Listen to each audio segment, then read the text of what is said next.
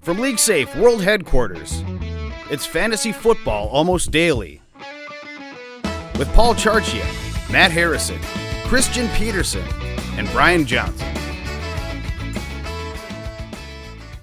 Hello and welcome. It's Wednesday, Fantasy Football Almost Daily, and that means it's time for the Panic Room. And our winner and the current champion, our king panic, on the throne. Panic King. Matthew the First. Matthew the First. That's fantastic. Yes. Matthew the First, the crown, the scepter in place. Looking very regal, might I say. Thank you. There's a temptation for me to kneel right now in a fashion unlike how I normally. You need a big ring that we could get. How do you normally kneel, Sir Charchian? Yes. Now, at some point, are you? I expect you to like do the thing with the scepter and the, like when you knight somebody, some. That's you with a use sword. a sword for that. Yeah, This is sword. not don't have like a a sword. magic No, wand no, either. I no, just but hold it. You're holding it like a magic Although wand. it is also a pen, so let's be clear that true. this thing can be a lot of things. The scepter pen. The Panic Room, we give you 5 players that fantasy owners are panicking about, and then, game show style, our 2 contestants try to make a case about whether or not the appropriate level of panic should be none, some, or acute for each of these players. Then, I choose based not so much on who is right, but who makes the best argument for their case, and the first of our contestants to get to 3 correct answers is the winner. And as you can tell, the current reigning champion and king is Matt Harrison. Christian Peterson, By a who's score of 3-time 4-1. winner. By the 4-1. way, the That's biggest blowout in Panic Room history. That's right. We've never had a 5-0. Oh, is that right? That's right. We've only had 4-1s. Only Did had I win 4-1s. some 4-1 previously? It's up to you to keep track of Yeah, your own that's stats. right. Sorry, sir. Sorry, Your Highness. That's right. Christian Peterson is a 3-time winner of Yeah. the Panic Room and actually has the most total wins of anybody. But our reigning champion is Matt Harrison. Yeah. We begin with our first contestant in the Panic Room, and that is Jeremy Hill. He's topped 70 yards just one time all year. He's averaging 3.6 yards per carry. And for Hill, troublingly, last week actually gave up some goal line carries to Giovanni Bernard, although I don't know that that's going to be sustainable. Question for our contestants is Jeremy Hill's appropriate level of concern, I guess. None, some, or acute over him. We start with the reigning champion. This is part of what you get for being the winner. Yes, thank Matt, you. what is the appropriate level Thank of you, concern? Professor Protractor, and you That is will me. appreciate this because I decree my level of panic to be acute. Wow, I look at decree. Very nice. Jeremy Hill. He's not topped 100 yards since week 17 of 2014. He has 1 receiving touchdown in his career and only has 4 receptions on the season. This means he's totally touchdown dependent. So the problem is his touchdowns come in bunches, and they come at randomly the wrong times when he's on your bench. Check this out. He had 2 touchdowns against Denver this season. Yeah. He was on your bench for that game. He had 2 touchdowns in San Francisco last year, a place where people don't score a lot of touchdowns. He's probably on your bench then. Well, they didn't last year anyway. He had 2 touchdowns at Arizona last season, was probably on your bench for that game. He had 3 touchdowns against Kansas City last season, a team that was very good against the run. He was on your bench for all of his best games. So of all those games you'd never start him in, he was doing well. And then in these easy matchups like Miami, he does nothing in those. Yeah. He's got Cleveland and Washington the next 2 weeks. He's going to poop his pants there. It doesn't even matter. Like there's no way you can play Jeremy Hill anymore and feel confident in him in any given week because he goes off in the wrong matchups. So I'm acutely panicked on Jeremy Hill. Okay. Christian, what is your level of panic? Well, I'm acutely panicked as well. And you've got to go second after that. Yeah, I've got to go second. So I you need have to come no up with chance new to stuff. win this. I know. That's not true. I didn't know if Matt was going to come up with the argument of, the fact that this is even worse because his 2 good games have come when you were on the bench, when he was on the bench, and his bad games have come Are you yielding right now? when you probably started him. So that seems to be a trend. But maybe we need to readjust our thinking on Jeremy Hill and look at the matchup. And the worse Just that it play- is, yeah, that's right. the more Play the likely opposite. he is to succeed. Seems like a daily play Yeah, in games yeah. where he has no business being in anyone's lineup. Yeah, that's a little risky, and nobody's going to do that. But so over the last 3 games, the trends are just going the wrong way here. Snap count has gone, Hill was at 48%, then 52%, then 21%, then 31% over the last 4 games. Meanwhile, Gio Bernard has gone from 50% to 76% to 66% over the last. Now Hill's also been dinged up for a couple weeks, and that's played into it. He was in and out of that game 2 weeks ago with a shoulder And or last chest week or we didn't knee even know that he'd or play. elbow or Yeah, foot it was injury. it was this overall area in here. They don't want to actually tell us what it he had a was. hurt. His We armpit. decided it was armpit, is Yeah. what we decided Okay. on the Fantasy Football Weekly radio show. Yeah, and last week he even gave up, like you mentioned, he even gave up some of the goal line work. Both of the carries went to Gio Bernard. Of course, Bernard did not convert them, so I don't think 'Cause that's not what he does. necessarily a trend. But Bernard Right. has been the better runner for a long most time. of their careers. Yes, and so maybe we're finally seeing a changing of the guard here, where Cincinnati realizes that Bernard is better at moving the ball, and Hill is maybe a goal line guy, maybe not. So either way, your level of panic has to be acute on Jeremy Hill. The level of panic is acute. First star goes to the defending champion, Matt Harrison. Our second contestant is Matt Forte. Hasn't scored since week 2, which is a concern. And remember, those first 2 weeks, of course, he got all that usage. Since then, it's gone nothing but the wrong direction. Touches have, over the last 4 weeks, have dropped from 17 down to 10 last week. Bilal Powell was on the field for double the snaps last week as well. And he's averaging just 3.5 yards per carry. This was all about my preseason concern over Forte and why I was banking on Powell. Now, Powell hasn't done anything either. It turns out just the whole Jets offense is just brutal, and the offensive line has been terrible. Now we got Geno Smith at the start. Gets the start. He'll be at the helm. Geno Smith can't pass. So, appropriate concern level for Matt Forte. Christian, you get to go first. I'm going to go acute on Matt Forte. We're to the point now, by the way, where you're stealing a lot of the arguments Sorry while about that. introducing the I players. apologize for that. The snap trend you mentioned, Yes. it reached a season low for Matt Forte last week at just 39%, and Bilal Powell was on the field for 72% of the snaps. Clearly, I think the Jets ruined Matt Forte by running him 30 times in the first couple of weeks. He scored all 3 of his touchdowns in that week 2 game. He's scoreless in the other ones. Bilal Powell is averaging 5.95 yards per carry. Granted, that's in a change of pace, very minimal Limited role, yeah. Forte just 3.5 yards per carry. Powell now has taken over the receiving work. He has 21 receptions in the last 4 games, including 6 receptions in 3 different games there. And Forte just he's getting 1 or 2 targets per game at this point. So Powell has taken over that role. The offense as a whole is sputtering. Fitzpatrick is out. Geno Smith is in. I think that's just going to lead to more deficits for the Jets, which leads to more time for Bilal Powell on the field as opposed to Matt Forte. They're just not going to they're not going to be competitive in a lot of games, so they're not going to be able to afford to try to establish a running game with Matt Forte. So. Okay. The thunder of the king has been stolen. Uh-oh. Because he is also acute in my book. I mean, what did we say about Matt Forte this offseason? He was not built for goal line work. And then the Jets gave him 3 goal line touchdowns in week 2. And then they listened to a couple of our podcasts from earlier in the season. That's right. And Came since to their then, senses. he's had 15 carries, 14 carries, 12 carries, 9 carries. So this week when he faces Baltimore, he's going to get 7 carries against the tough Baltimore run defense with a crappy yards per carry average. He's going to get 9 yards. You're going to feel terrible. And what Charch always says is what's bad for the offense is bad for the offense as a whole. Geno Smith is bad Geno for the Smith offense. is bad for the offense. Yes. Eric Decker went down right around the same time where Matt Forte's carry load Decker went may away. never play again, by the way, I know. at this point. It's a worry. It's just bad all around in New York. So I'm acutely worried about Matt Forte and would be selling him for whatever I could get on the trade market right now. Yeah. Look, Geno Smith doesn't help any offense, and it's going to hurt everybody to have Geno Smith in. It'll probably be a 1-week experiment, is my guess, and then we'll be back to Ryan Fitzpatrick. Or we're at Christian Hackenberg. Nope. Not going to happen. You never know. They never spent know. a second-round pick on him. I know, but everything we saw of him in preseason suggests that he's brutal. But who knows? Desperate teams do dumb things. This is one of them. This is going to ultimately be a bad decision. Dumb teams do desperate things, too. That too. Yeah, that's there's your Browns right there. For second star of the game goes to challenger Christian Peterson. Yes. So far, the person going first has had the advantage because you both have had the same answer. Same answer, yeah. It's a large advantage. Our third Kingly player up for advantage. consideration is Antonio Brown. Ben Roethlisberger expected to miss somewhere in the neighborhood of a month of time.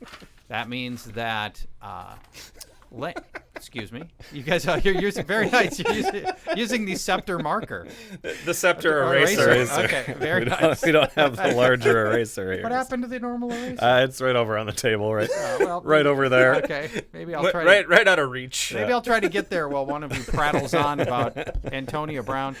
Yeah, Landry Jones is going to get the starts for what looks like 1 month. Obviously, Brown's a great player, but he doesn't have his quarterback. Thank you. We begin with the the guy who has his answer written down. Yes. And that is Matt Harrison. Well, you're going to see a pattern here because I decree that it's still acute. Okay. Antonio Brown, last year without Big Ben, Brown did not score a touchdown in 4 games. He had yardage totals of 42, 45, 24. Then he had 124 yards in 1 game. His average targets in Big Ben games since the beginning of 2015 is 12.5. His average targets without Big Ben, 7 3/4. Roethlisberger, as you said, slated to miss 4 to 6 weeks, which means that the earliest he could return is Week 11 at Cleveland.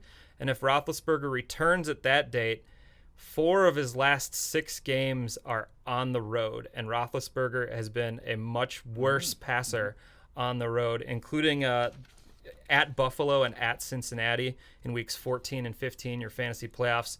2 tough matchups for wide receivers, despite Antonio Brown Cincinnati being. hasn't been that tough a matchup. They haven't been Although as weather tough. could be a factor in both locations. But still, with Roethlisberger returning that late in the season, I'm kind of writing off the next month for Antonio Brown, and then the matchups aren't super great coming down the stretch being on the road. So I'm acutely worried about Antonio Brown, and I think now is the time you can trade him because.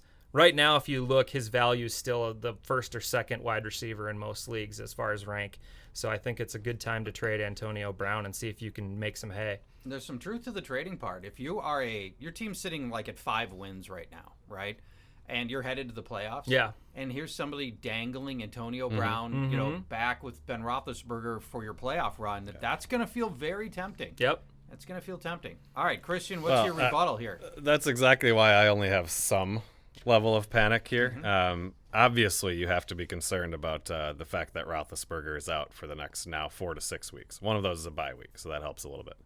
But Landry Jones is clearly not going to move the ball like Roethlisberger does. Right. But it's still Antonio Brown. He's still going to be targeted a lot. He's still the best player on the team. Well, maybe Le'Veon Bell is pretty good too, but he's still the best receiver there. He's going to attract the targets, and the sample size is pretty tiny in terms of games with Landry Jones. We just don't know exactly what to see or what we're going to see. Antonio Brown had well over 100 yards in one of the 2 Landry Jones starts last year. So I'm not ready to write him off. And if I'm a contender, I think that's my angle. I think people are going to be absolutely panicked about this. If I'm a contender, I'm 4-1, I'm 5-0. I'll go get Antonio Brown right now for pennies on the dollar. And then when the fantasy playoffs hit, I'm going to have a top 3 fantasy wide receiver again with Roethlisberger back at the helm. I think 5 targets less per game without Big Ben is a pretty big difference. A lot of that was Michael Vick, though, too. Yes, that's true. Over the last couple of years. Yeah. Landry Jones, it wasn't quite as bad. Like I said, last year he had 1 really bad game with Jones and 1 actually really good one where he went well over 100 yards. Matt made more points and had more data, but I think your points resonated more strongly with me, Christian, and I think yours felt more genuine. Start of the challenger, Christian Peterson. You had more genuine points. That's right. It resonated in my soul. I actually believed what I was saying. In the subcockles of your heart, you felt it. The left ventricle, specifically. I don't have cockles in my heart. Let's be clear about that. No, you have subcockles. Stefon Diggs is not practicing with the Vikings. There's concern that his groin injury might be more on the serious side than originally hoped. There's a good chance that he will not end up playing at least this week. Obviously, Diggs had started the season red hot and had played well prior to trying to play through the injury and then subsequently getting shut down. Your level of concern for Stefon Diggs, is it none, some, or acute? I think we're on Christian's turn to go first. I'm going to go acute. on Stefon Diggs. The injury is certainly a concern with a groin injury, especially with a guy like Diggs who's so dependent. Well, any wide receiver who's dependent on their speed. You never know what's going to happen with the injury and how long it's going to take him to get fully healthy. It's the type of injury that you can try to return from and then re-injure if you're not fully healthy. So that's a concern. It aggravates easily, those groins. And then looking at Diggs' short career so far, he's been pretty inconsistent. He did last year exactly what he did this year. He came out of the gates really strong. Last year, 4 straight games of at least 87 yards, scored in 2 of those. That was, of course, after sitting out the first 3 or 4 weeks as an inactive. Kind of burst onto the scene and then totally disappeared. The whole rest of the year, he didn't top 66 yards the rest of the way, scored in only 1 game, held to 4 catches or less in 9 of the last 10 games. Defense has figured out he couldn't beat press coverage. Yeah, so, and we saw that a little bit this year. He had the 2 big games in weeks 1 and 2, and then was held down in week 3, and then he got injured in week 4. I believe he was trying to play hurt through, through the injury for those games. He hurt himself as he was running over, around, and through the Packers in week 2. That may have been it. So that's a concern. But then the Vikings offense has really functioned really well, even without him. They've started to incorporate Cordero Patterson into the offense. Adam Thielen looks like a legit player at this point, went well over 100 yards in his last game. And it feels like the Vikings are going to be content, and Sam Bradford's going to be content to spread this ball around and use all of his weapons even after Diggs returns. So the health concerns and the usage concerns, I'm acutely worried. Acutely panicked. Okay, you're appropriate. I'm still acutely worried. Wow, I haven't changed anything. I know. What? Okay. You're upset that I am acutely worried? I'm worried that your laziness is now jumped in. Are you acutely worried about his laziness? I'm acutely worried about your acute laziness, about you think you have such a you've put a little detail and work into your little sign here, and that you don't want to change it because it's all it's all just pomp you and think circumstance. you have a pretty whiteboard. Have you Actually, seen my new clothes? It's all pomp but no circumstance. Yes, make your case for your. Let me show you some pomp right here. Where were we? Pomp.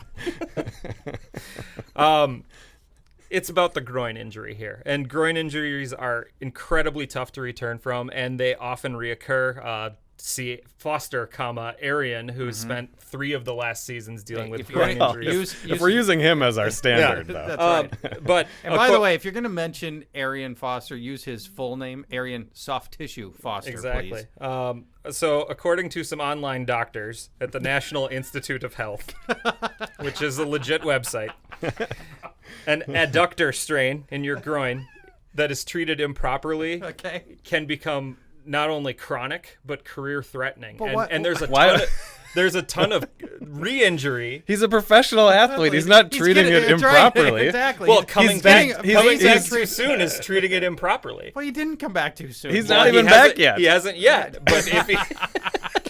You're predicting that he's going to come back too soon. You're predicting he's getting terrible care as a professional athlete. Terrible care. Rehab. All right, enough with this circumstance. So Diggs is coming off missing week 5. He's got the bye week. He's still not practicing for this week's game. He's not going to play this week. That's a bad sign.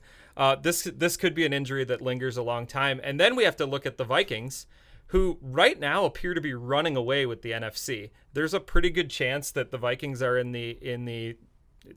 the helm of the ship, driver's seat, the driver's seat at the helm of the Viking ship, going into maybe home field advantage coming up late in the season. So in his late season games against Jacksonville, Indianapolis, Green Bay, obviously Vontae Davis is a matchup in there in week 15. Those are his playoff matchups for your fantasy playoffs. But if there's even an inkling that he might be a little too injured, they might just choose to kind of phase him out of the game plan for now, rest him up, make sure he's ready for a deep playoff run, we hope. And I'm nervous that the combination of the injury and the combination that they've been winning without him might mean that he's not going to put up fantasy numbers that we want to see right now. Several things as a follow-up to that. One, you can't be at the helm and steering the wheel at the same. You can't sit at the helm and steer the wheel at the same time, because at a ship they never sit at the. They're at the standing. Wheel. They're standing at the wheel. Yeah. Oh, so you can't. Great nautical mind. That's Paul right. Charchian. Exactly. You can't mix those two things. Second, you successfully brought up the playoff schedule, but the playoff schedule is mostly positive. It is mostly so, positive. I think you Except for undermined your Vontae own Davis. You undermined your own acute level of concern with that. And then third, the only other thing you brought to the table was an internet doctor who hasn't. You love it when I bring up internet doctors. No familiarity with Stefon Diggs' particular injury. So I'm afraid I can't count any of that. Star to the challenger. Star Christian. and crown. Star and crown. And scepter. Now, this might be the anointing. Here, you can take this right lowly, here. regular Lowly old marker. And eraser, which I've conveniently brought you. Our fifth and final I wish the contestant. crown at least fit on a man's head. It fit him perfectly. Because he's a man.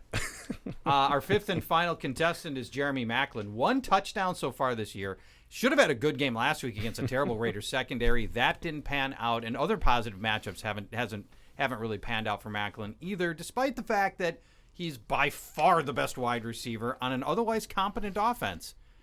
All right, your level of concern for Jeremy Maclin, is it none, some, or acute? Former king, since deposed. Pass.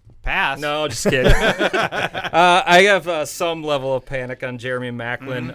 Obviously, only 3 targets against Oakland last week in a very good matchup for him.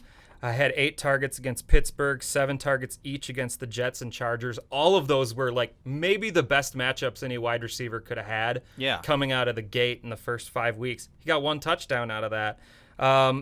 Defenses have figured out that he is their only wide receiver option. Right. And they're just going to cover him with 2 guys. It's going to be double coverage on him all year. And that leaves Travis Kelce, and it leaves Spencer Ware and Jamal Charles as kind of the other passing options. So while he's still getting enough targets, he's not doing enough with them. So I just have some level of concern just because he's still the best wide receiver on their roster, and they're going to have to pay attention to him. All right. Christian? Acute. The once and future king? The current king, yes. I decree that we should all be acutely panicked with Jeremy Maclin. You kind of made my argument, I felt like, early on when you were talking about the easy schedule and how he inexplicably gets 3 targets against a team like the Raiders. He hasn't topped 78 yards all year, 1 touchdown in 5 games. That was back in week 1. 8 or fewer targets in all but 1 game. Last year, he reached 8 or more in half of the games. Yeah. So they were using him significantly more last year. And very importantly, this year, 0 targets inside the 10-yard line, just 2 inside the 20. Last year, inside the 10, he had 13 targets. Wow. So this year they're going. This year, just 0 inside the 10 so far. Okay. And what they're doing is they're going to Travis Kelce. He's currently 4th in the NFL with 5 inside the 10 targets. So it appears that that Alex Smith has switched gears here and is looking. The baton. They've passed the baton to Travis Kelce in the red zone. So that part of it worries me. And they have Denver on the schedule twice the rest of the way. You're not going to start him against Denver's elite level secondary. So acute. Those are all great points. Final star goes to the future king, Christian Peterson. We've had a changing of the guard. Just to assert my. Yep, and a 4-1 victory. Nicely done. Nicely Can you done. put that in your stats? What do you mean? What stats? Your The personal stats? record win. Oh, sure. Yeah. I'll put that feather in my cap. Yes. Feather in your cap? In your crown. But are you going to wet your beak? No, I don't think so. Okay. There's no beak wetting. If you enjoy this, wait till you see what's coming up tomorrow. What's coming up tomorrow? What's Thursdays? We're not doing a podcast tomorrow. We have no podcast. We will tomorrow. have a podcast on Friday. Friday will be the Matt and DraftKings- Brian doing the DraftKings podcast. bit on Friday. We'll have nothing tomorrow, and you'll Christian like it. will be out at sea Out of town. Yes. Out of town. Okay. at the Northern Castle. Yes. In the Okay, north. in the north, where Yep. winter is I coming. will be Winter the is king. coming. I will is be the coming. king in the north starting It'll tomorrow. probably be Yes. winterizing too, because winter is coming. That's All right. right. If you want to follow us on Twitter, at Paul Charchian, at Explosive Output, at Coolerheads29 are your places to follow us You on should Twitter. see if Your Highness is available. It's I not. kind of doubt it. I already tried. And also, it's fantasy basketball. That was actually the first thing Charge I ever did, I tried. tried. Before at Charge, he wanted. Is Your Highness available? That's right. If you're playing fantasy hockey or basketball, it's sign-up season. Use LeagueSafe, and we will throw $10 into your pot when you use LeagueSafe for the first time. Just use promo code FFAD or promo code CHARGE. I think they both do the same thing. They do. So you can do that as well. We'll see you back here on Friday.